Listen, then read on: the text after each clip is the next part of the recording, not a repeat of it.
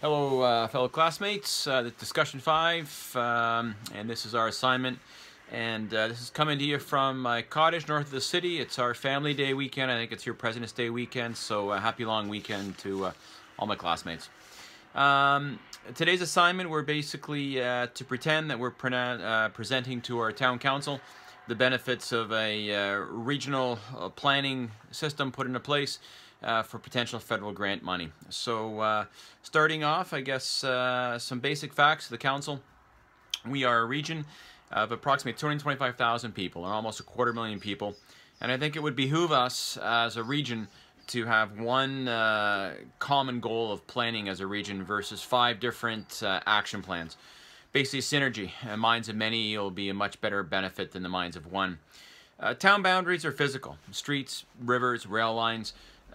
But conceptually, we're one region. And I say this strongly to my council that, give you an example, my neighbor, he lives in our town. He works in the next town down the street. He uses the hospital in our third town, down the street, Town C. And he shops in Town D, the big box outlets. And the family spends a lot of time in the mall there in the big city of 125,000 town number E. So ultimately, we are a regional community. Even though we have our own municipal boundaries, we need to think regionally. It's an opportunity for federal funding and to promote regional planning. Ourselves in the past, we've had challenges for our local airport. We've had discussions with regard to taxation issues. And this is not going to, we're not going to rehash past debates. And we've had challenges in the past, but this is not about this. This is about an opportunity to move forward. This is about working collectively for our citizens.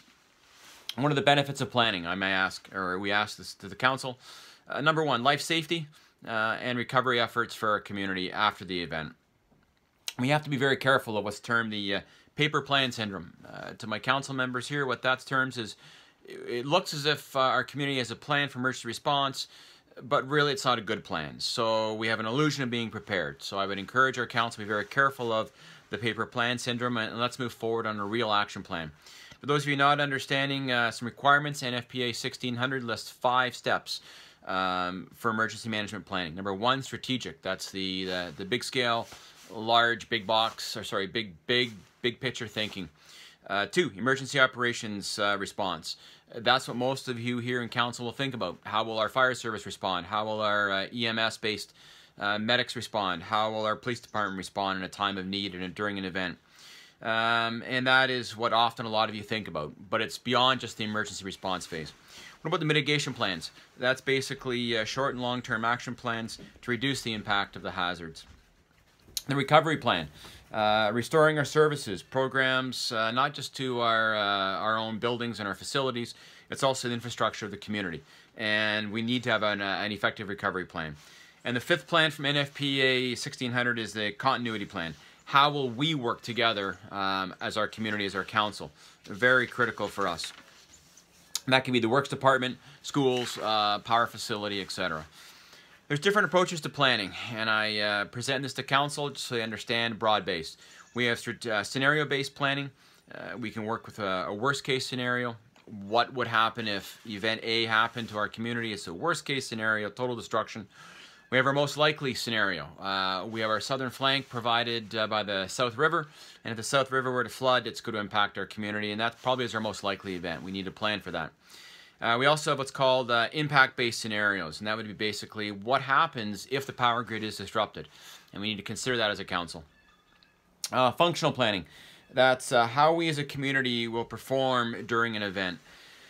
Sheltering in place is a term we use in emergency services, fire-based. Basically, we need to take our citizens and provide them either with sheltering where it could be in their own place, their own facility, or do we relocate them and shelter them?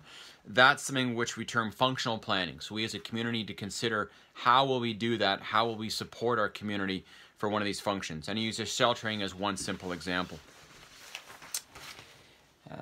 Basically, what I encourage council is what's termed an all-hazards approach. We need to not just think about a tornado or a tornado or a flood hitting our community. It doesn't matter what it is. It's going to be how we respond to that. Capabilities-based planning, and that basically takes into consideration all-hazards approach. The town council will not really be too concerned exactly how we do it. They just want to know what's going to be done. Capabilities-based planning is we self-evaluate ourselves. Will our fire services respond? Do we have adequate resources? Our works department, do we have adequate sandbagging for the flood on the South River? We need to consider what our capabilities are of our hospital staff in the region. You know what, can we get to our hospitals? Will roads be impacted for emergency services? These are what's called capability-based planning. Schools, how will we get our kids back to school? Another concept we need to consider. We need to engage our community before and not during the chaos of the event itself. We need to basically be proactive versus reactive. And developing a consistent messaging system is what I would recommend this funding also be used for.